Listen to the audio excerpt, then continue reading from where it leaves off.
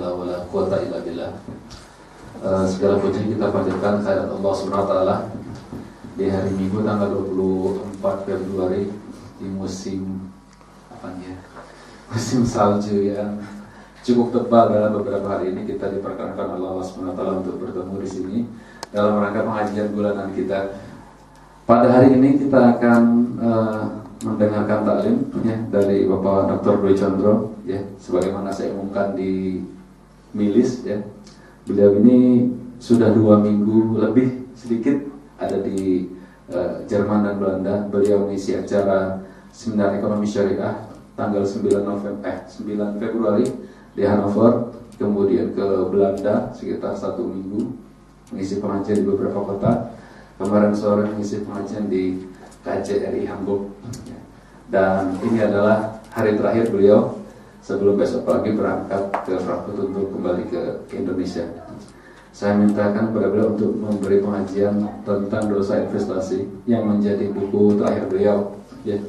Untuk perkenalan dan lain-lainnya nanti saya serahkan kepada beliau untuk menyampaikannya sendiri. Insya Allah kita punya waktu sekitar sampai jam 3. Kemudian nanti akan dilanjutkan sedikit sekitar 15 menit dengan diskusi. Dan setelah itu akan berhenti untuk sholat asar ya. Setelah sholat asar mungkin sekitar 15 menit nanti bisa kita lanjutkan kalau memang diperlukan diskusi atau langsung disambung dengan acara PPI. Demikian dari saya. Selanjutnya waktu saya serahkan kepada Ustaz Dwi Condro sampai jam 3 nanti. Demikian.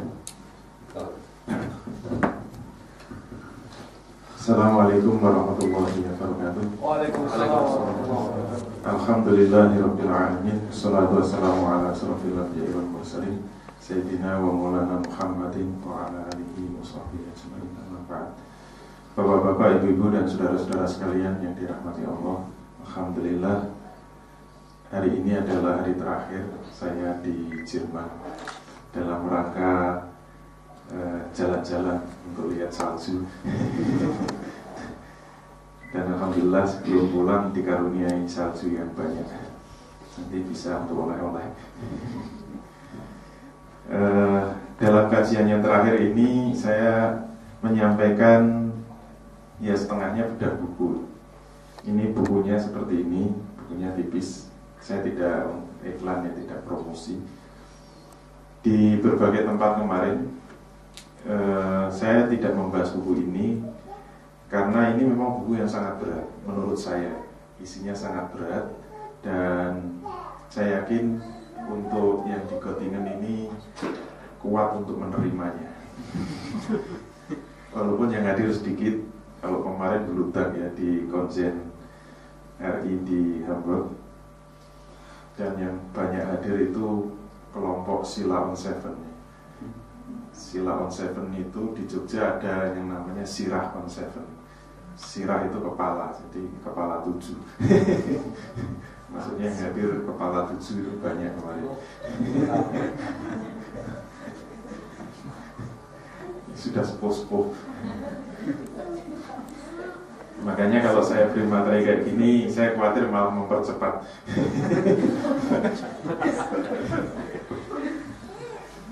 Oleh karena itu, saya mohon maaf kalau nanti materinya memang agak berat. Tetapi Bapak Ibu sekalian boleh setuju, boleh enggak, boleh menerima apa yang saya sampaikan, boleh tidak. Ya ini hanya untuk sekedar sharing saja ya. Nanti saya sangat senang kalau ada masukan-masukan. Dan ini buku ini selesai cetak itu tanggal 7. Saya tanggal 6. Saya tanggal 7 sudah berangkat ke sini. Jadi saya hanya membawa sedikit, hanya untuk contoh. Dan ini di Jogja belum, di Indonesia belum dibedah sama sekali. Walaupun penerbitnya mengatakan tanggal 6 dicetak, tanggal 16 habis. Hanya 10 hari buku ini habis. Dan banyak permintaan bedah buku di mana-mana untuk buku ini. Dan barangkali ini bedah yang pertama di seluruh dunia. Malah di Göttingen ini. Oleh karena itu saya harapkan sebelum saya mulai semua menyiapkan diri, terutama menjaga jantungnya masing-masing.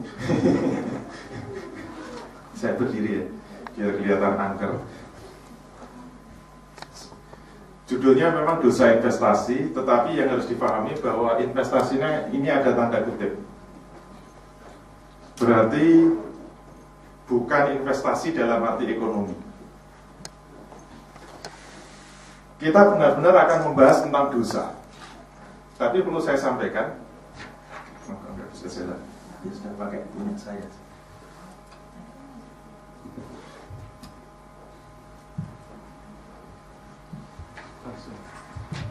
Kelihatan ya? Kelihatan. Ini orang Pakistan. Perlu saya sampaikan bahwa sebenarnya dosa itu ada 3 macam. Ini menurut saya. Dari 3 macam dosa ini, 2 diantaranya jarang dibahas.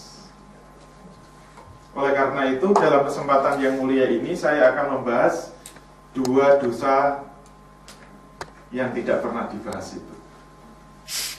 Dan 1 dosa itu sudah sering dibahas dalam setiap kajian-kajian, pengajian-pengajian. Selalu yang dibahas itu dosa jenis pertama. Tetapi dosa jenis kedua dan ketiga ini jarang dibahas. Oleh karena itu hari ini dan isi buku ini juga isinya tentang 2 macam dosa sisanya. Yang pertama adalah dosa karena kesalahan yang dilakukan oleh diri sendiri. Ini sudah biasa ya. Kalau orang mencuri itu dosa, orang berzina itu dosa, orang menghibah atau ngerasani itu dosa. Ngerasani tahu ya? Membicarakan orang lain itu dosa. Bermaksiat, meninggalkan sholat dosa, meninggalkan puasa dosa. Ini jenis dosa yang pertama dan ini sudah biasa kita bahas. Tetapi yang jarang kita bahas itu yang nomor 2 dan yang nomor 3. Yang nomor 2 adalah dosa karena kesalahan kepada orang lain. Ini yang jarang kita bahas. Apalagi yang ketiga, yaitu dosa karena kesalahan orang lain. Jadi yang melakukan dosa orang lain, tapi kita yang memanennya, kita yang mendapatkannya. Ini dosa yang jarang kita bahas. Dan yang disebut dosa investasi itu yang mana? Yang nomor 3 ini. Sesuai namanya investasi. Kalau dalam ekonomi, yang namanya investasi, kalau kita punya uang kemudian kita investasikan, kerja kita apa? Kerja kita hanya diam. Kita cukup hanya diam. Kemudian kalau modal kita diputar, maka kalau untung kita dapat untung. Kita cukup diam, asal modal kita diputar dapat untung, kita dapat untung. Tetapi sebaliknya, walaupun kita diam, kalau modal diputar itu rugi, maka kita dapat kerugian. Itu namanya investasi. Oke? Ternyata dosa itu ada yang seperti itu. Jadi tugas kita apa? Hanya diam. Yang berbuat dosa orang lain, kita ikut bagian dosanya. Itu namanya dosa investasi. Oke? Sekarang kita lihat yang nomor 2 dulu. Saya tadi katakan kenapa dosa kedua dan ketiga ini jarang dibahas.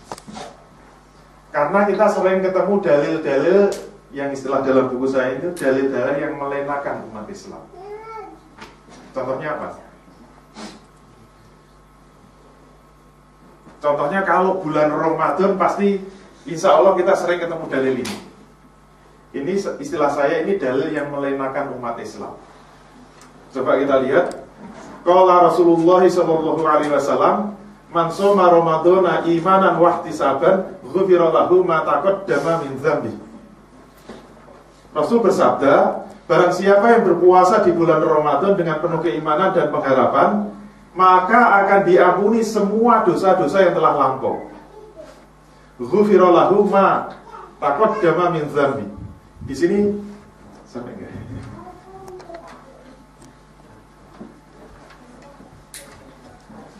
Di sini ada kalimat ma itu menunjukkan kalimat yang umum.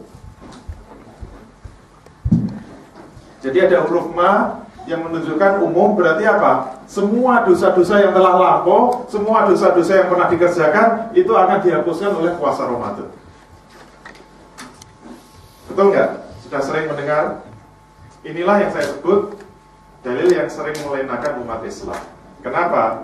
Begitu selesai puasa Ramadan, harapannya cuma satu, semua dosanya hilang, semua dosanya dihapus, kita masuk 1 Syawal langsung putih bersih, lahir kembali kepada fitrah, Aidul Fitri, kembali kepada fitrah, bersih dari dosa-dosa.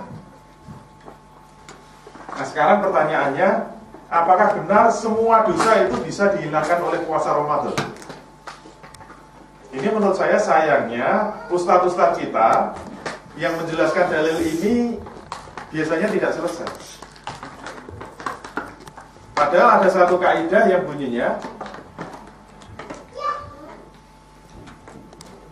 ada kaidah syara' yang bunyinya dalilul 'am yabqa fi umumihi ma lam yarid dalilul takhsisi. Dalil yang umum itu tetap berada pada keumumannya selama tidak ada dalil yang mengkhususkannya atau tidak ada dalil yang mengecualikannya. Hadis puasa Ramadan tadi itu bisa menghapuskan semua dosa-dosa. Betul ya? Semua dosa-dosa bisa dihapuskan. Tapi pertanyaannya, semua dosa-dosa ini bersifat umum, berarti semua dosa bisa dihapuskan. Ini ada dalil yang mengecualikan atau tidak? Kalau tidak ada dalil yang mengecualikan, maka keumuman hadis itu akan tetap berlaku. Berarti semua dosa apapun yang kita kerjakan, dosa apa saja itu akan bisa dihapuskan oleh puasa Ramadan. Nah, sekarang tinggal tugas kita. Kayak guru TK. Kita ada rasanya juga. Enggak usah langsung. Malam jadi dalilu taksisi, selama tidak ada dalil yang mengecualikan. Sekarang pertanyaannya, anak-anak, pertanyaannya adalah, apakah ada dalil yang mengecualikan atau tidak? Nah ternyata kalau kita rajin membuka hadis, insya Allah akan ketemu. Ini saya temukan dalam hadis Sahih Muslim, yang itu kemudian saya masukkan sebagai dosa jenis kedua, yaitu dosa apa? Dosa karena kesalahan terhadap orang lain. Ini hadisnya panjang.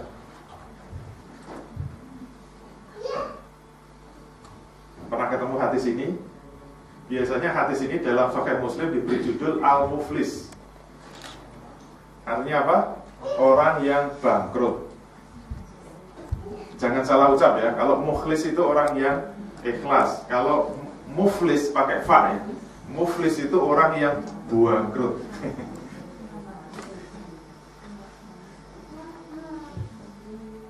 Mari kita lihat secara mendalam. Kemudian kita kembalikan kepada dalil tadi. Betulkah puasa Ramadan itu bisa menghapuskan dosa-dosa manusia? Anna Rasulullah sallallahu alaihi wasallam qala, bahwasanya Rasulullah sallallahu alaihi wasallam pernah bersabda.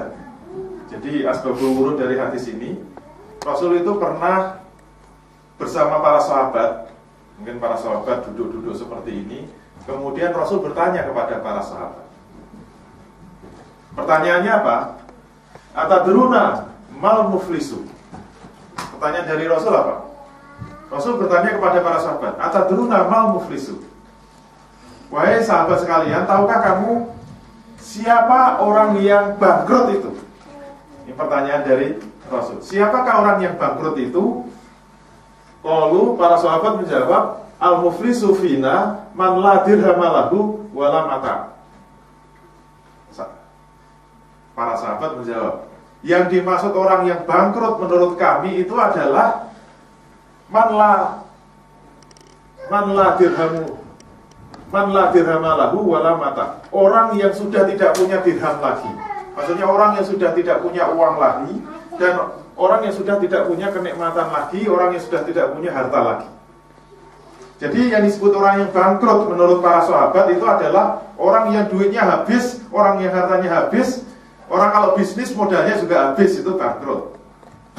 Dimodali 10 juta baliknya 100 ribu, itu bangkrut namanya. Tapi itu bangkrut menurut sahabat. Ternyata jawaban sahabat ini salah. Kemudian Rasul bersabda, faqala innal muflisa min ummati man ya'ti yaumal qiyamati bi sholatin wa siyamin wa zakatin. Ternyata yang disebut orang yang bangkrut menurut Rasul itu adalah man ya'ti yaumal qiyamati bi sholatin. Ini kalau digambarkan kira-kira ya, Rasul ingin menggambarkan orang yang bangkrut, kata Rasul, itu adalah orang yang datang menghadap kepada Allah Subhanahu wa taala besok di hari kiamat dengan membawa amal sholat penuh. Jadi amal sholatnya penuh, wasiyamin, dan amal puasanya penuh, tidak pernah meninggalkan puasa. Kemudian wazakatin, dan selalu membayar zakat, tidak pernah tidak membayar zakat. Kalau perlu sudah naik haji, cuma di hadis ini tidak ada. Sudah haji bolak-balik sampai dipanggil Pak Haji. Ciri-cirinya apa? Kopiahnya putih. Kalau nggak dipanggil Pak Haji marah. Kalau saya menggambarkan orang ini ibaratnya sudah memegang tiket surga. Kenapa? Rukun Islam sudah selesai semua. Rukun Islam sudah beres semua. Dia tentu sudah syahadat. Dia sudah menjalankan sholat. Dia sudah menjalankan puasa. Dia sudah membayar zakat. Dia sudah naik haji. Orang kalau sudah menjalankan rukun Islam yang 5, ibaratnya apa? Surga sudah di tangan kanannya. Terus ceritanya bagaimana kelanjutan hadis ini? Kemudian Rasul melanjutkan, wa ya'ti qad syatama hadza wa qadafa hadza wa akala mal hadza wa safaka dama hadza wa daraba hadza wa fayu'ta hadza min hasanatihi wa hadza min hasanatihi. Ini kalau di buku saya memang saya rinci satu-satu. Ini kalau digambarkan menurut bahasa kita ya, menurut bahasa saya, orang yang sudah beres rukun Islamnya itu ibaratnya, ini bahasa saya, dia itu sudah tinggal digandeng masuk surga. Mungkin sudah digandeng sama malaikat, silakan masuk surga. Tapi baru kakinya diangkat satu, ini istilah saya ya, di hadis enggak ada. Baru mau melangkah, kemudian ada yang interupsi. Ya Allah, jangan masukkan dia ke surga. Kenapa? Hadisnya mengatakan, wa ya'ti qad syatama hadza. Kalau dengan bahasa kita, ya Allah, jangan masukkan dia ke surga. Kenapa? Dulu dia pernah di dunia itu menghina saya, pernah mencaci saya, pernah mencemooh saya, pernah menjelek-jelekan saya, dan dia belum pernah minta maaf dengan saya di dunia. Jangan masukkan dia ke surga. Nah, terhadap kasus ini gimana cara penyelesaiannya? Ternyata untuk menyelesaikan Allah tidak memerintahkan untuk salaman, tidak memerintahkan untuk maaf-maafan. Memangnya ini satu Syawal. Ternyata cara menyelesaikannya itu luar biasa. Saya meloncat hadisnya, fayu'ta hadza min hasanatihi wa hadza min hasanatihi. Ternyata cara menyelesaikannya gimana? Akan diambilkan amalan kebajikannya, kemudian diberikan kepada orang yang salah tadi. Akan diambilkan amalan kebajikan, kemudian diberikan kepada orang yang salah tadi. Diambilkan apa? Mungkin mulai dari sholatnya.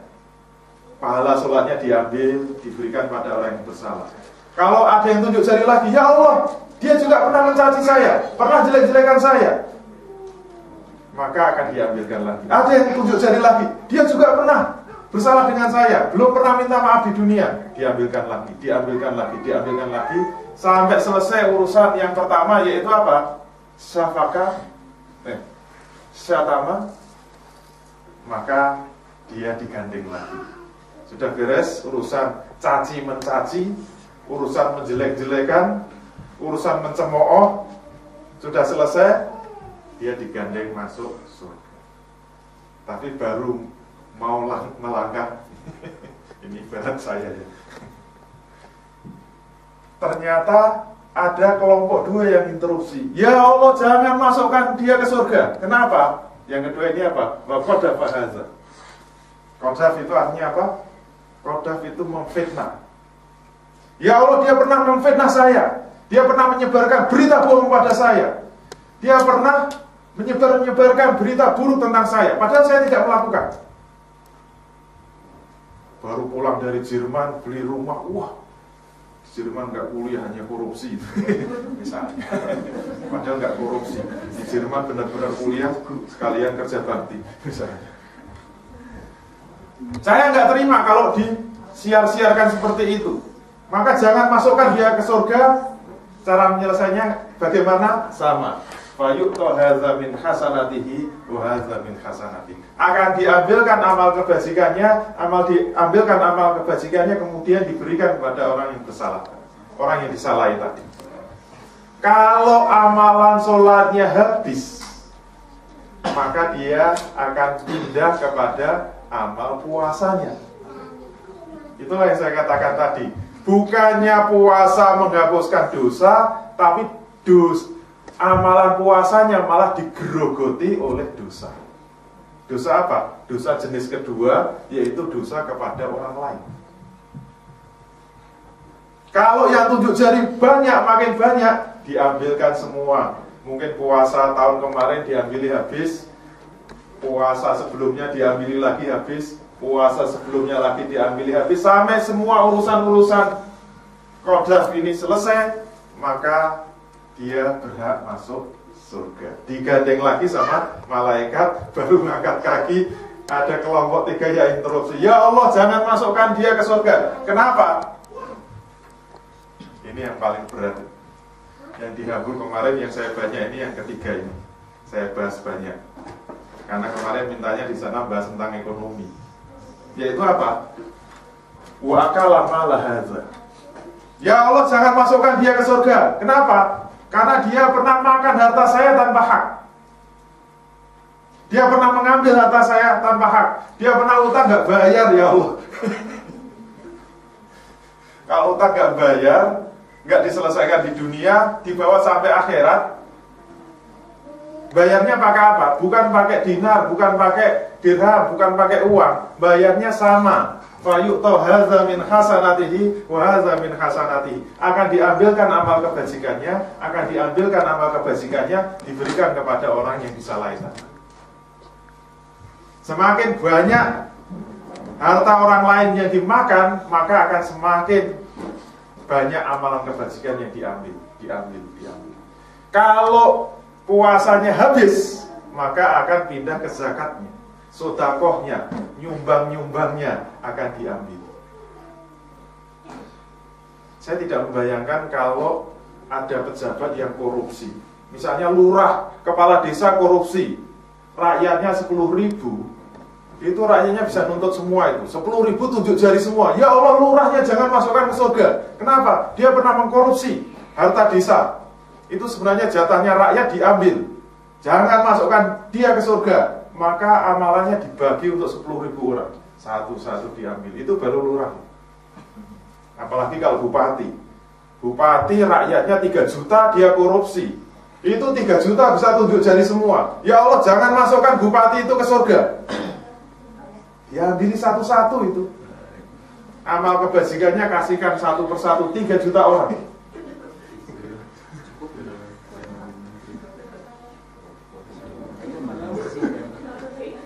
Gimana kalau presiden, Ustaz ya?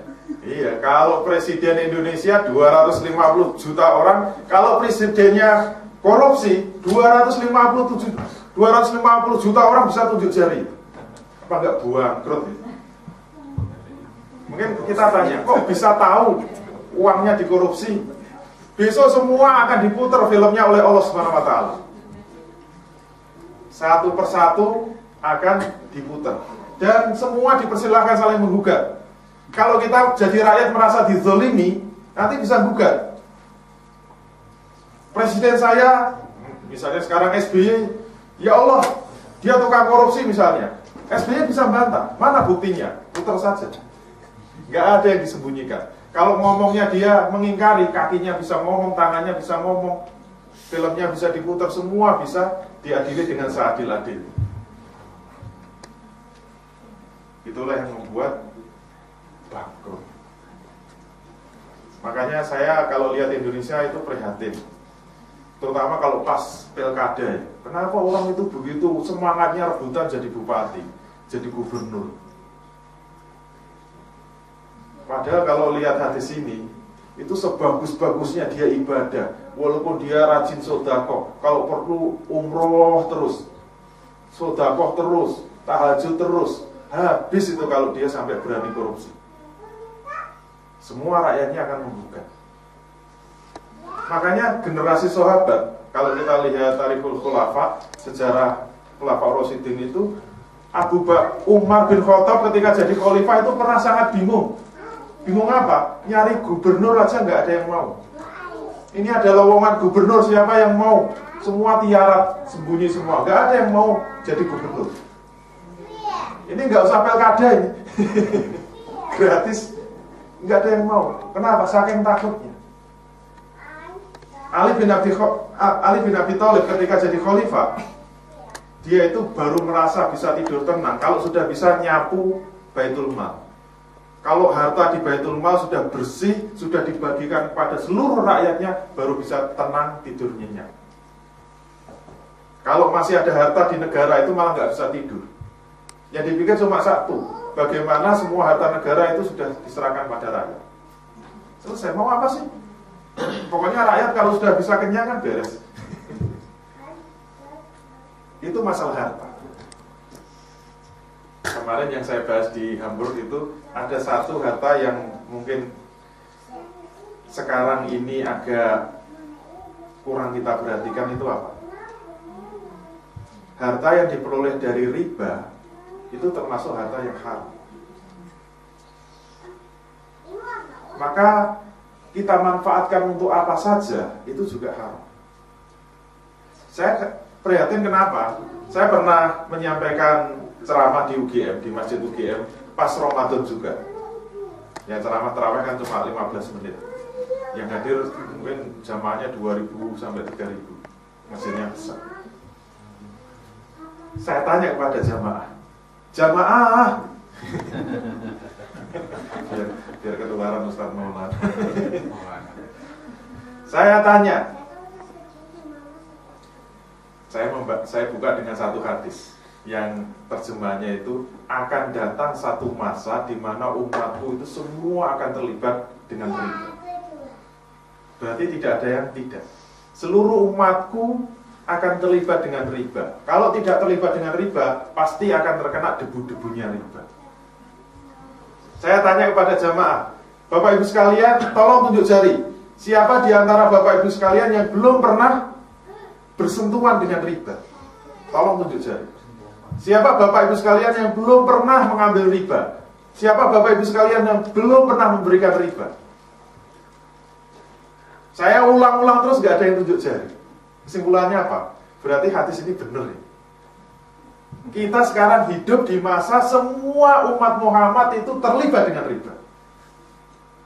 Kemudian saya tanya lagi, kalau sudah tahu riba itu haram, kenapa masih mengambil riba? Saya ulangi lagi, kalau sudah tahu riba itu haram, kenapa masih mengambil riba? Saya ulang sampai 3 kali, gak ada yang jawab. Akhirnya ada bapak-bapak di depan nyelentur, Pak, ya haram-haram sedikit kan gak apa-apa, Pak. Saya sudah menduga jawabannya pasti begitu. Kenapa ada yang menjawab haram-haram sedikit gak apa-apa? Itu insya Allah dikarenakan ustadz-ustadz kita kalau memberi pengajian tentang riba, yang dibaca itu secuil ayat. Dari apa? Al-Baqarah 275. Betul nggak? Itu insya Allah semua umat Islam hafal bahwa riba itu haram. Kenapa? Kita semua sudah sering dibacakan. Wa ahallallahu al-bai'a wa harrama riba. Allah telah menghalalkan jual beli dan mengharamkan riba. Kalau membaca ayatnya sampai di sini saja, kesimpulannya apa? Ya haram-haram sedikit nggak apa-apa. Makanya di UGM saya tawarkan, Bapak Ibu sekalian, Jamaah sekalian, mau nggak saya baca ayat ini sampai selesai? Mau. Betul mau? Saya bacakan ayat ini Al-Baqarah 275 sampai selesai, mau? Mau. Kemudian saya katakan, mohon maaf, kalau ayat ini saya baca sampai selesai, dijamin nanti malam Bapak Ibu sekalian tidak bisa tidur. Kalau ada yang bisa tidur, imannya diragukan. Mau nggak saya bacakan? Mau. Sudah mulai ragu-ragu. Sudah mulai pada takut. Mau nggak saya bacakan? Mau. Oke, saya lanjutkan ya ayatnya. Kelanjutan ayatnya apa? Faman ja'ahu ma'idhatum min rabbihi fantaha falahu ma salaf wa amruhu ilallah.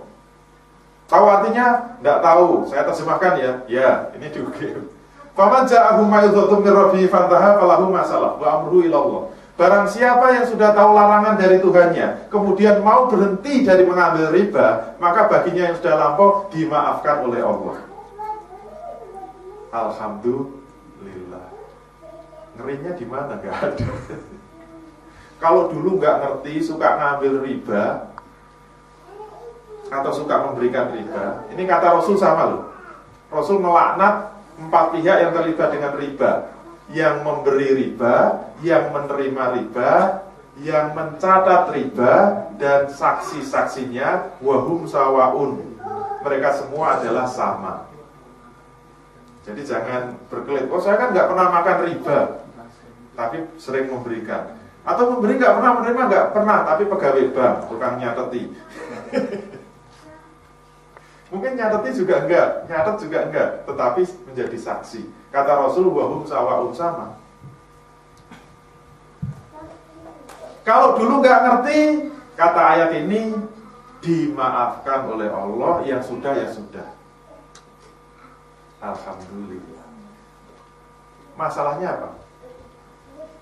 Ayatnya masih koma. Belum gitu. Nah, kelanjutannya ini yang bikin gak bisa tidur. Apa kelanjutannya? Wa man 'ada fa ulaika ashabun nar hum fiha khalidun. Wa man 'ada fa ulaika ashabun nar, barang siapa yang mengulangi mengambil riba, tempatnya adalah neraka dan mereka akan kekal di dalam. Menurut saya, ya kalau saya salah mengkaji, mohon maaf. Satu-satunya pelanggaran syariat yang bisa membuat masuk neraka selama-lamanya itu hanya mengambil riba. Kalau saya salah, mohon dikoreksi. Saya sampai tanya sama ibu-ibu di UGM. Ibu-ibu sekalian sudah sholat? Sudah. Setiap hari sudah menjalankan sholat 5 waktu? Sudah. Setiap hari sudah sholat 5 waktu? Sudah.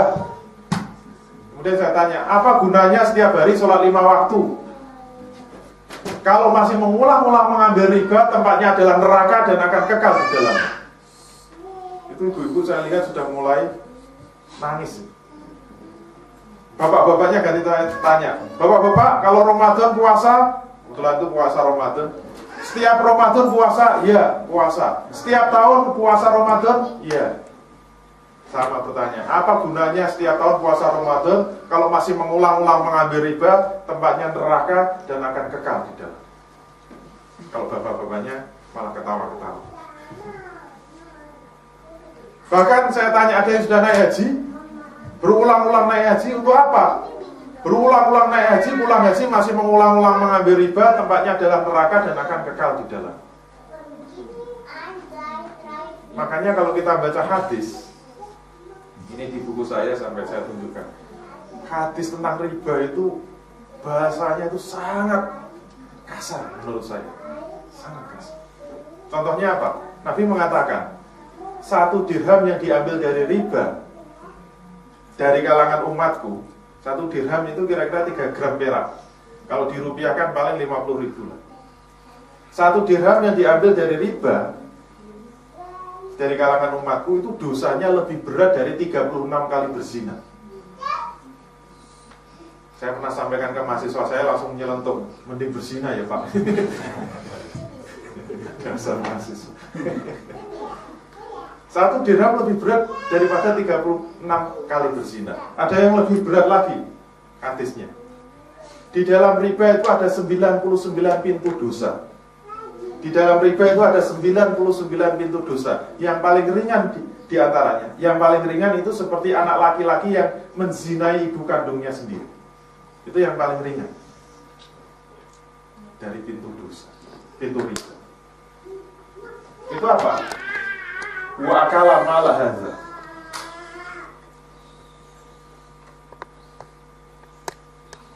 Mungkin masih ada yang protes lagi.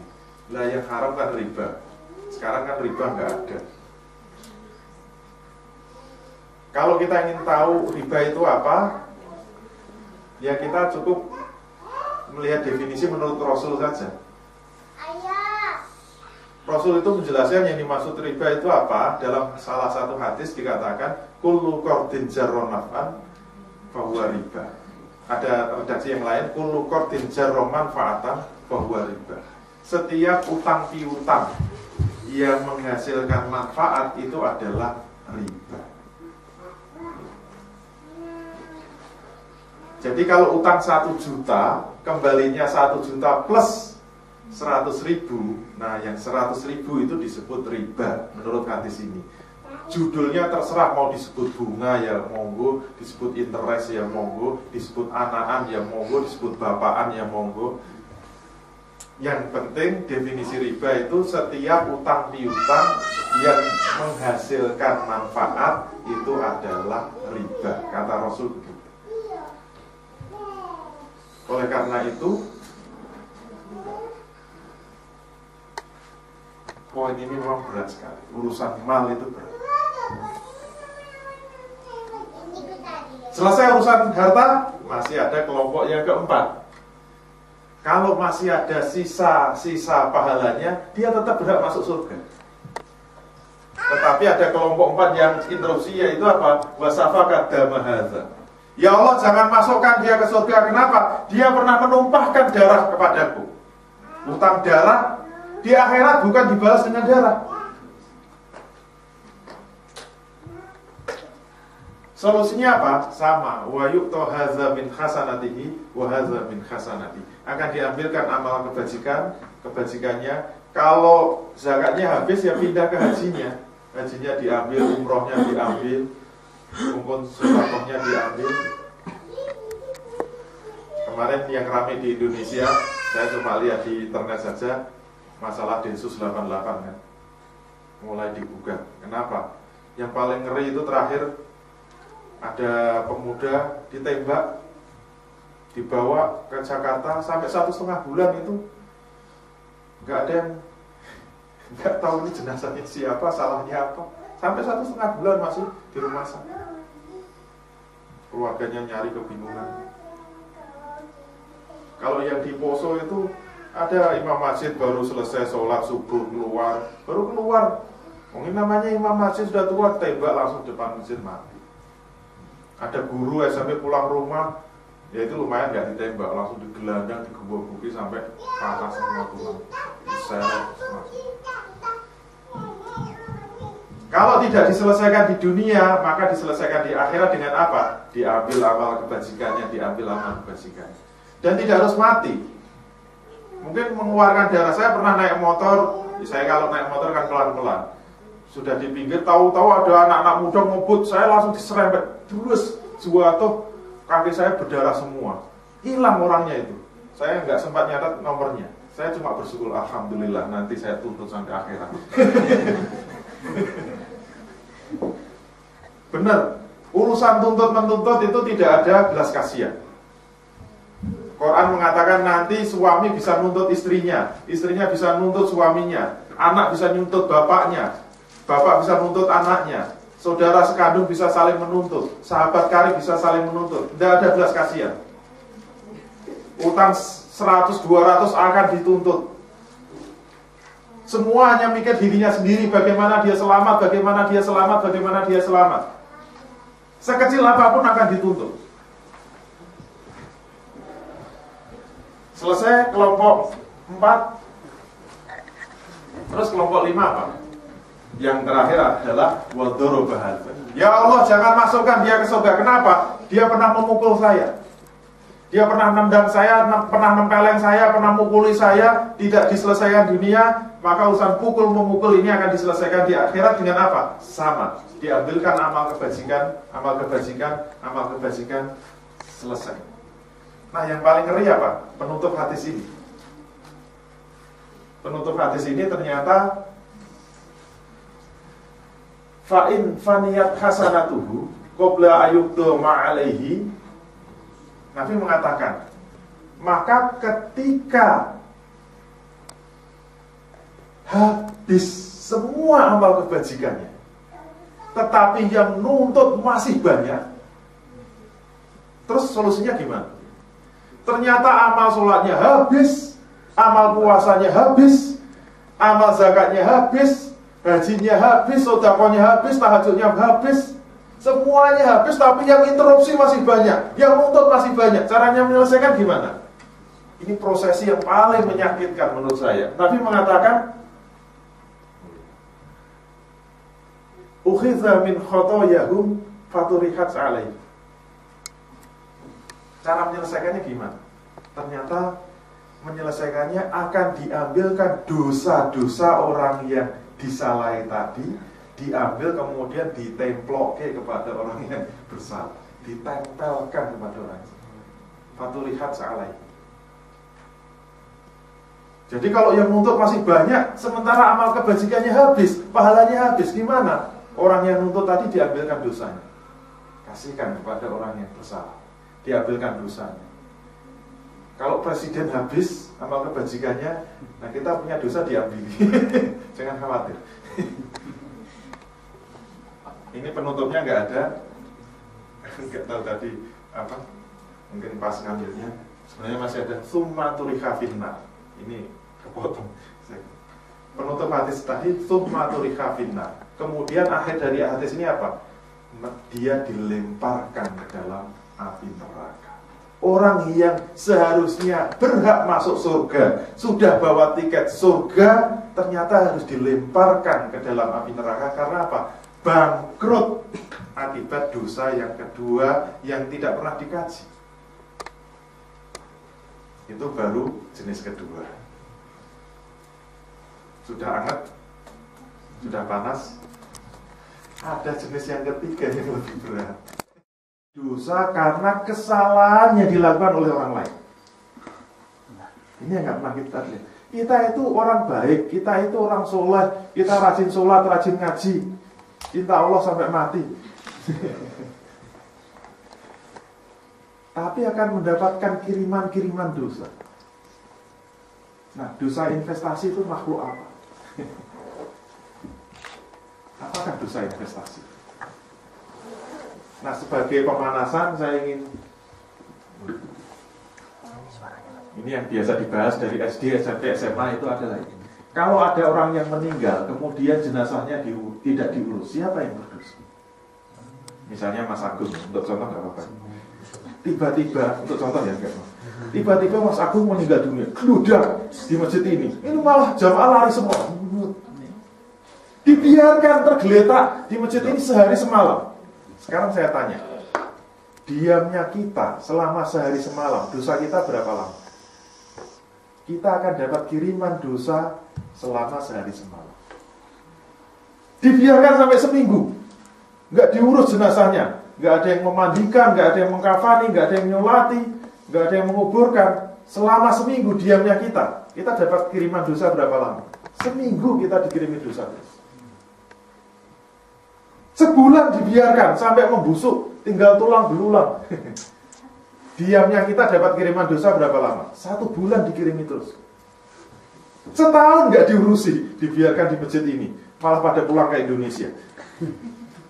Dosa kita berapa lama? Dikirimi dosa-dosa selama 1 tahun. Sampai ada orang yang mau memandikan, mengkafani, mensolati, dan menguburkan secara sempurna, baru gugur dosa-dosa kita. Itulah yang dosa yang sering kita bahas. Namanya apa? Dosa kifayah. Kenapa ngurus jenazah itu fardu kifayah? berarti kalau tidak diurusi kita dapat dosa kifayah. Dosa kifayah itu apa? Dosa yang dipikul bareng-bareng. Cuma sayangnya apa? Penjelasan dari ustadz kita, dari guru-guru kita, guru agama kita sejak SD sampai SMA sampai perguruan tinggi. Contoh fardu kifayah cuma satu, yaitu apa? Ngurus jenazah. Nah, sekarang kita ambil contoh yang lain. Siap? Contoh yang kedua. Kalau ini sudah jelas ya. Mengapa seluruh umat Islam berdosa? Insya Allah umat Islam sudah tahu. Sekarang contoh yang kedua. Nah, gambarnya agak saru. Gambar aja. Jika ada orang yang berzina, siapa yang berdosa? Saya yakin kalau kita dengar pengajian, kalau ada orang berzina, siapa yang dosa? Ustaz kita mesti menjelaskannya gimana? Yang dosa yang berzina. Yang masuk neraka siapa? Yang berzina. Yang akan disiksa Allah siapa? Yang berzina. Kita yang tidak berzina ya nggak apa-apa lah. Melihat aja enggak kok. Ngintip aja enggak, masa ikut dosa. Apalagi urunan. Pertanyaannya, kesimpulan tadi benar apa salah? Kalau ada orang berzina, siapa yang dosa? Yang berzina. Siapa yang disiksa? Yang berzina. Siapa yang akan masuk neraka? Yang berzina. Benar apa salah? Kesimpulannya, benar apa salah? Benar. Siapa yang bilang salah? Cuma kurang lengkap, kurang sempurna. Yang benar apa? Kalau ada orang yang berzina, siapa yang berdosa? Seluruh umat Islam berdosa. Lu nggak ikut-ikutan kok dosa. Ngintip aja nggak kok dosa. Seluruh umat Islam berdosa. Mengapa? Ini yang bilang bukan saya, yang ngomong bukan saya, Allah Subhanahu wa taala.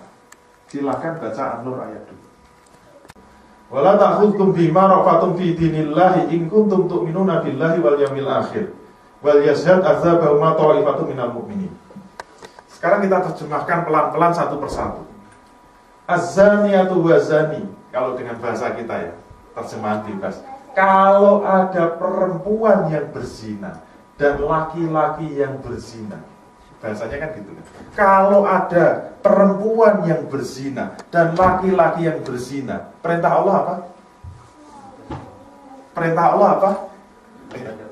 Perintah Allah fajlidu. Ini artinya apa?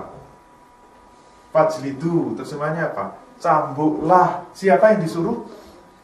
Mukhatabnya siapa? Siapa objek yang disuruh? Seluruh kaum muslimin. Taunya dari mana? Ini ada wawu, alif, sukun sebenarnya. Itu menunjukkan jamak. Fi'il amr yang mukhatabnya jamak. Fajlidu, berarti yang diperintah siapa? Seluruh kaum muslimin. Berarti kalau ada orang yang berzina, siapa yang disuruh? Bukan orang yang berzina, orang yang tidak berzina. Ya enggak? Kita yang enggak ikut-ikutan dapat perintah. Perintahnya apa? Kullu wahidin minhuma mi'ata jaldah. Masing-masing dari keduanya dengan 100 kali cambukan. Oke, kita protes saja. Kalau kita enggak mau, memangnya kenapa sih? Kalau perintah ini enggak kita jalankan, kenapa? Ya dilanjutkan aja baca ayatnya. Ini kan baru sampai di sini. Kelanjutannya apa? Wala ta'khudhukum bihima rafatun fi dinillahi in kuntum tu'minuna billahi wal yawmil akhir. Janganlah rasa belas kasihan kamu terhadap keduanya itu menghalangi kamu untuk menjalankan agama Allah jika kamu masih punya iman kepada Allah dan hari akhir. Maknanya apa? Kalau kamu masih punya iman kepada Allah dan hari akhir, maka kamu jangan belas kasihan kepada keduanya sehingga menghalangi kamu untuk menjalankan agama Allah. Ini kalau mau dibalik lebih kasar lagi, kalau kamu tidak mau menjalankan agama Allah, sebenarnya kamu sudah tidak punya iman kepada Allah dan hari akhir. Berarti ancamannya apa? Ancamannya akidah. Ya enggak? Pertaruhannya apa? Iman kepada Allah dan hari akhir. Sebenarnya kita ini masih punya iman enggak sih? Ya, silakan setuju atau enggak. Cukup? Masih ada. Wah, sangar gambar. Jika ada orang yang bunuh, siapa yang berdosa? Sama. Biasanya penjelasannya gimana? Kalau ada orang yang bunuh, siapa yang berdosa? Biasanya selalu alamatnya yang dosa yang membunuh. Yang masuk neraka siapa? Yang membunuh. Yang akan disiksa siapa? Yang membunuh. Betul enggak? Ya betul lah, cuma kurang lengkap. Yang benar apa? Yang berdosa seluruh kaum muslim. Mengapa? Silakan baca Al-Baqarah 178. Nah, ini ayat yang sebenarnya sangat dekat dengan Al-Baqarah 183. Apa kepentingannya dengan 183? Al-Baqarah 183 itu ayat yang paling ngetop di seluruh dunia. Ayat yang selalu dibaca ketika puasa Ramadan. Tanggal 1 Ramadan sampai 29 Ramadan dibaca terus Al-Baqarah 183. Sampai anak kecil-kecil hafal. Hafal kan 183? Ya ayyuhallazina amanu kutiba alaikumusyiyamu kama kutiba alal ladzina min qablikum la'allakum tattaqun. Hafal semua kan? Biasanya ustaznya kalau jelaskan sampai gagah berani. Saya pernah mendengar penjelasan sampai kita mendapatkan satu perintah dari Allah Subhanahu wa taala. Perintah apa? Ya ayyuhallazina amanu, wahai orang-orang yang beriman. Bapak Ibu sekalian, kita mendapat perintah dari Allah Subhanahu wa taala. Perintah apa? Ya ayyuhallazina amanu. Ingat, perintah ini hanya untuk orang yang beriman saja. Yang tidak beriman silakan keluar dari masjid. Kenapa perintah ini ditujukan kepada orang yang beriman? Karena kita akan mendapat perintah yang sangat berat. Perintahnya apa? Kutiba alaikumusiyam. Kita diperintahkan apa? Kutiba alaikumusiyam. Apa artinya kutiba alaikumusiyam? Telah diwajibkan atas kamu untuk berpuasa. Apa maknanya wajib? Wajib itu harus dilaksanakan. Apa maknanya harus? Kalau tidak dilaksanakan berdosa. Apa maknanya berdosa? Akan dimasukkan neraka. Apa maknanya masuk neraka? Diseksa dalam api yang menyala-nyala. Maka kalau dapat penjelasan ini kan jamaah tawakut semua. Wah, ya Allah, besok saya puasa ya Allah. Padahal yang sholat jamaah itu udah puasa semua. Besok ustadznya bahas itu lagi, besoknya lagi bahas itu lagi. Itu Al-Baqarah 178. Betul. 183. Tapi nggak ada yang membahas 178. Itu hanya mundur 5 langkah ke belakang. Kenapa ini saya bahas? Kenapa? Karena sebenarnya redaksinya sama. 178 dengan 183 itu redaksinya sama, perintahnya sama. Kebetulan juga suratnya sama. Didahului dengan seruan yang sama. Ya ayyuhallazina amanu, wahai orang-orang yang beriman. Ingat, ini hanya ditujukan orang yang beriman saja. Yang enggak beriman silakan keluar dari masjid. Kita diperintahkan apa? Kutiba alaikum, sama. Kutiba alaikum artinya apa? Telah diwajibkan atas kamu sekalian. Wahai orang-orang yang beriman, telah diwajibkan atas kamu sekalian. Diwajibkan apa?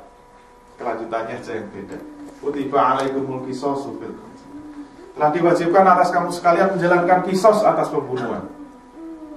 Saya pernah tanya sekali-kali lah Ramadan, saya bacakan ini. Telah diwajibkan atas kamu sekalian menjalankan kisos atas pembunuhan. Kisos itu apa? Enggak ada yang tahu. Padahal penutup ayatnya sama. Kalau puasa kan kama kutiba alal ladzina min qablikum la'allakum tattaqun. Sebagaimana telah diwajibkan atas orang-orang sebelum kamu agar kamu menjadi orang yang bertakwa. 179 penutupnya sama. Walakum fil qisasi hayatun ya ulil albab la'allakum tattaqun.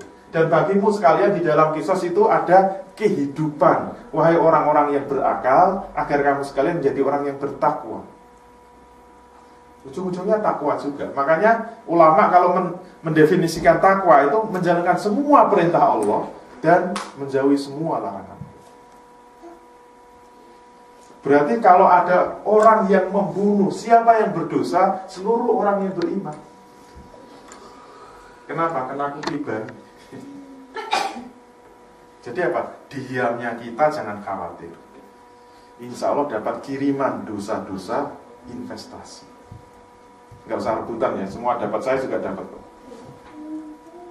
Ya, masih kuat, tambahin lagi. Kalau ada orang yang mencuri, siapa yang berdosa? Jawabnya sama, seluruh kaum muslimin berdosa. Mengapa? Silakan baca Al-Maidah 38. Satu wazani, pezina perempuan dan pezina laki-laki. Tapi kalau mencuri laki-laki dulu, wasariku wasarikotu, pencuri laki-laki dan pencuri perempuan. Kesimpulannya apa? Saya nggak tahu. Mungkin kalau zina itu biasanya perempuan yang mempelopori, kalau mencuri laki-laki. Ini maksudnya apa? Kalau ada pencuri laki-laki dan pencuri perempuan, perintah Allah apa? Fakto'u, ini ada wawu alif sukun. Fakto'u, potonglah. Yang diperintah siapa? Wahai kaum muslimin sekalian, seluruh kaum muslimin, aidiyahuma, tangan dari keduanya, sebagai balasan terhadap apa yang mereka kerjakan dan sebagai siksaan dari Allah. Berarti kalau ada orang mencuri, siapa yang berdosa? Seluruh kaum muslimin berdosa. Jangan khawatir, semuanya dapat jatah. Ya, nggak usah rebutan. Masih kuat? Ada satu yang mungkin tidak pernah kita perhatikan, apalagi yang ada di bumi Eropa ini. Mungkin kepikir juga enggak, dibahas juga enggak pernah. Kalau kita hidup di Jerman ini, pernah enggak mikir dosa ini? Kalau ada orang yang kafir, siapa yang berdosa? Enggak pernah kita pikirkan. Kalau banyak orang kafir di atas muka bumi ini, siapa yang berdosa?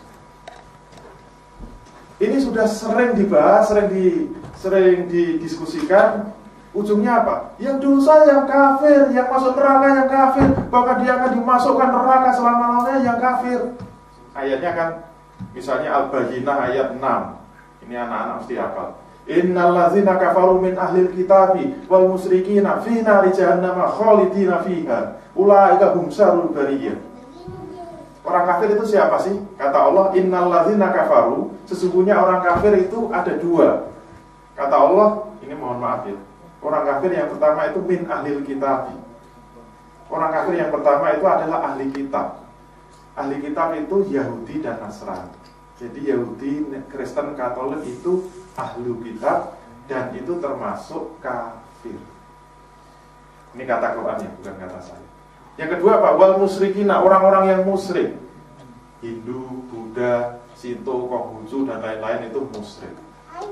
Terus nasibnya bagaimana? Fi nari jahannam, mereka akan dimasukkan ke dalam neraka jahanam khalidina fiha, dan mereka akan kekal di dalamnya. Bahasanya sama ya, khalidina fiha, sama seperti mengulang-ulang mengambil riba tadi. Siapa yang masuk neraka? Orang kafir. Siapa yang akan disiksa neraka? Orang kafir. Siapa yang masuk neraka selama-lamanya? Orang kafir. Kita yang nggak kafir, ya nggak apa-apalah. Benar nggak penjelasan ini? Benar, cuma kurang lengkap. Kalau banyak orang kafir, sekarang penduduk bumi itu 7 miliar, yang muslim 1,5 miliar, yang kafir berapa? 5,5 miliar. Banyak yang mana? Banyak kafir. Waktu di Jepang saya pernah tanya, di Jepang itu penduduknya berapa? 125 juta. Yang muslim berapa saya tanya?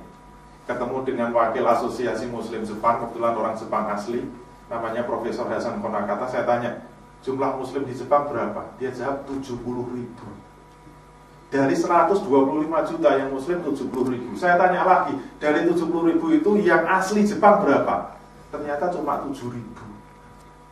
Itu pun masuk Islamnya karena menikah dengan imigran muslim. Terus kenapa banyak yang kafir? 125 juta.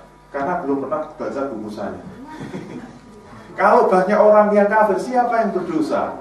Jawabnya sama. Yang dosa adalah seluruh kaum muslimin berdosa. Mengapa? Silakan baca At-Taubah 29:39. Pernah baca ayat ini? Ya sekali-kali bacalah, jangan cuma Al-Baqarah 183. Ini ayat-ayat yang mengerikan. Ini salah satu ayat yang diusulkan oleh George Bush waktu datang ke Indonesia untuk dihapuskan. Jadi George Bush mengusulkan, ini saya dapat bocoran, kan dulu ketemu 4 tokoh Indonesia, 4 tokoh agama Indonesia. Saya dapat bocorannya, ternyata Josus mau ketemu itu apa? Hanya usul supaya ada sekitar 54 ayat Quran yang mohon dihapus dari Quran. Ya, untungnya tokoh kita nggak bersedia. Kenapa harus dihapus? Karena menurut Josus ini ayat-ayat terorisme. Karena tokoh nggak mau, akhirnya diturunkan tawaran. Ya sudahlah, kalau nggak mau menghapus nggak apa-apa, tapi saya mohon jangan diajarkan. Kalau mau pesantren-pesantren nggak mengajarkan ayat ini, disumbang dulu berapa? Sekitar 500 juta US dollar. Kok 5 juta US dollar ya. Salah satunya At-Taubah 29. Ini Josus takut dengan ayat. Coba kita baca bareng-bareng. Pembukaannya aja sudah sangar ya. Qatilul ladzina la yu'minuna billahi wala bil yaumil akhir wala yuharrimuna ma harramallahu wa rasuluhu wala yadinuna dinal haqqi minal ladzina utul kitaba hatta yu'tul jizyata aidi wa hum saghirun. Awalannya apa? Qatilu artinya apa? Perangilah. Siapa yang diperintah? Seluruh kaum muslimin. Taunya dari mana? Wawu alif sukun. Qatilu, perangilah wahai kaum muslimin sekalian. Siapa? Ada tiga pihak yang harus diperangi. Alladzina la yu'minuna billahi wala bil yaumil akhir. Orang-orang yang tidak beriman kepada Allah dan hari akhir. Kelompok pertama. Yang kedua, wala yuharrimuna ma harramallahu wa rasuluhu. Orang-orang yang tidak mau mengharamkan apa yang diharamkan Allah dan Rasulnya. Yang ketiga, wala yadinuna dinal haqqi minal ladzina utul kitaba.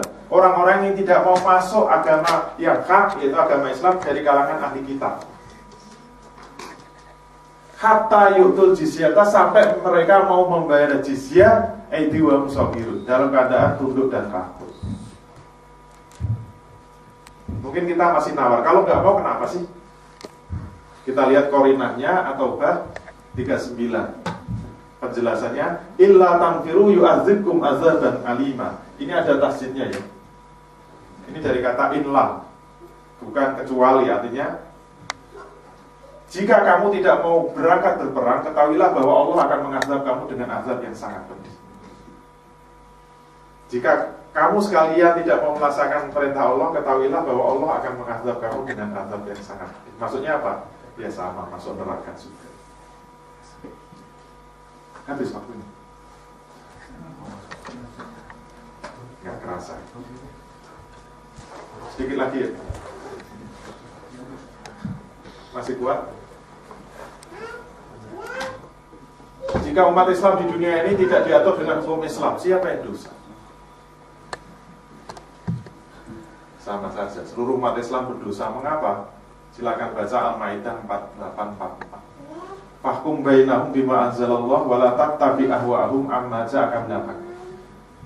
Maka putuskanlah perkara di antara mereka dengan apa yang diturunkan oleh Allah, dan janganlah kamu mengikuti hawa nafsu mereka dengan meninggalkan kebenaran yang telah datang kepada. Maksudnya apa? Kalau ada perkara di antara manusia, menyelesaikannya dengan apa? Dengan apa yang diturunkan oleh Allah. Siapa yang diperintahkan? Fahkum ini memang khitabnya kepada Rasul, tapi berlaku kaidah apa? Khitabur Rasul, khitabul li ummati.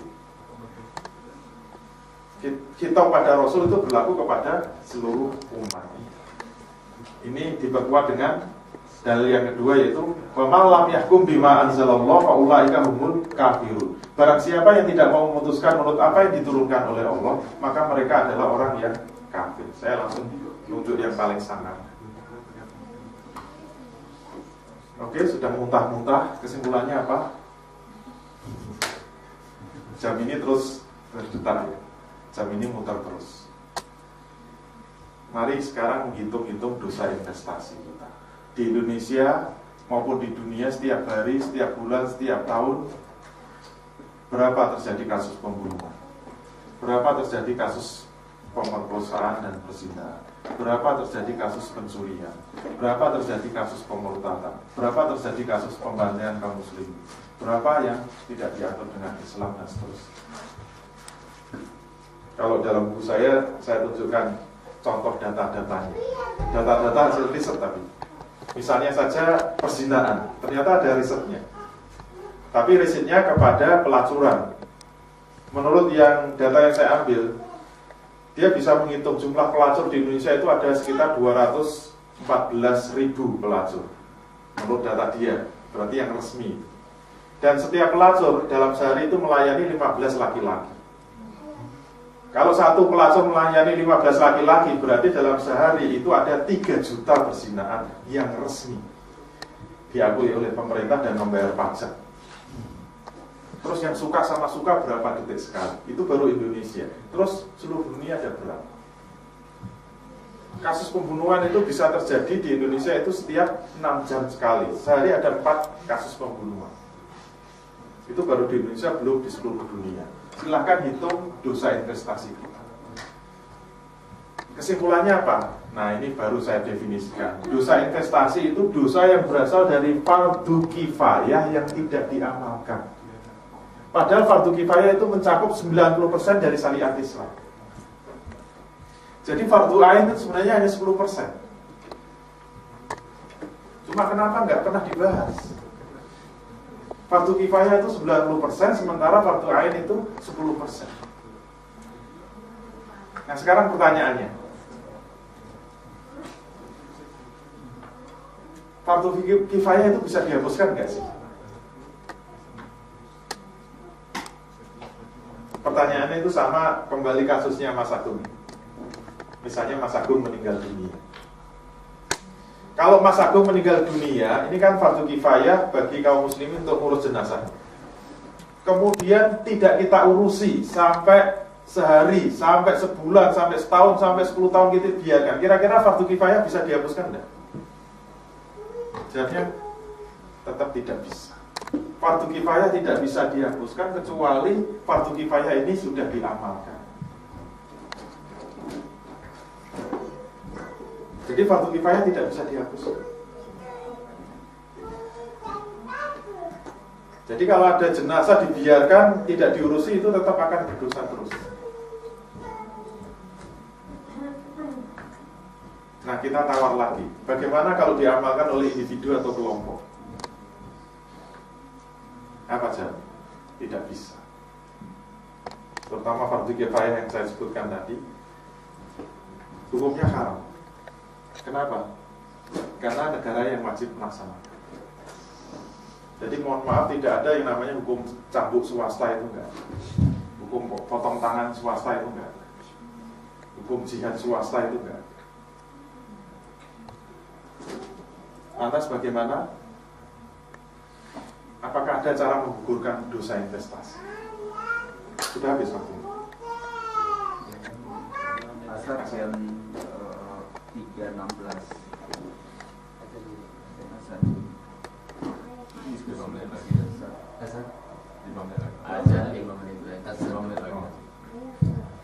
Sekarang pertanyaannya, fardu kifayah itu bisa dihapuskan? Menurut Bapak Ibu sekalian, jawabnya tetap sama. Fardu kifayah tidak bisa dihapuskan kecuali sudah diamalkan. Terus kalau tidak diamalkan gimana? Ya sudah, dosanya kita bagi-bagi. Apakah ada solusi? Bagaimana cara menggugurkan dosa investasi? Ternyata saya menemukan ada dalam fikih itu ada pembahasan, ada perbedaan antara menggugurkan fardu kifayah dengan menggugurkan dosa kifayah.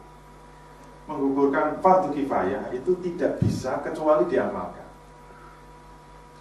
Tetapi dosa kifayah bisa digugurkan. Salah satunya apa? Dengan hadis ini. Rufi'a an ummati al-khata'i wa nisyani wa mastukrihu an. Ada banyak hadisnya, saya tulis dalam buku saya. Sandaran kita ternyata pada hadis ini. Akan diangkat pena malaikat terhadap 3 perkara. Maksudnya tidak ditulis sebagai dosa. Yang pertama apa? Kalau perkara itu tidak sengaja. Jadi kita tidak sengaja. Misalnya lama ketemu Mas Agung, kangen di tablet meninggal dunia. Cuma ditepuk meninggal dunia itu kan nggak sengaja, itu tidak dihitung sebagai dosa. Yang kedua, kalau lupa, misalnya puasa lupa makan 3 piring baru ingat kalau puasa, itu nggak dosa. Tapi ini bukan kita bahas. Yang kita bahas apa? Wa mastukrihu alaihi. Apa? Terpaksa. Terpaksa maksudnya apa? Sudah berusaha tetapi terpaksa. Nah, kesimpulannya apa? Berarti dosa investasi itu hanya ditulis kepada orang yang tidak mau berusaha. Nah, oleh karena itu kesimpulannya apa? Kalau kita ingin menggugurkan dosa investasi, rumusnya cuma satu, wajib ada amalan yang sungguh-sungguh untuk melaksanakan semua fardu kifayah. Karena fardu kifayah itu banyak, menurut saya harus diringkes. Setuju apa enggak? Terserah. Diringkes dengan apa? Harus ada amalan yang terpaksa sampai kategori apa amalan itu? Amalan itu tidak lain adalah amalan dakwah. Dakwah untuk apa? Menegakkan fardu kifayah. Fardu kifayah itu bisa diringkas dalam satu kata. Amalan dakwah apa? Amalan dakwah secara berjamaah yang tujuannya menjalankan semua syariat Islam dalam bingkai khilafah. Selesai. Baik, pas waktunya. Mungkin kalau ada yang keberatan, ada yang bertanya, dan selanjutnya kita lanjutkan mungkin sebentar setelah sholat asar. Terima kasih. Assalamualaikum warahmatullahi wabarakatuh. Demikian, karena sudah masuk waktu sholat asar, kita menantikan azan sekitar 1 menit lagi dan akan kita lanjutkan setelah itu dengan diskusi. Mungkin ada yang masih ingin ditanyakan atau dikonfirmasi lebih lanjut ya, sebelum kita keluar. Demikian dari saya. Assalamualaikum warahmatullahi wabarakatuh.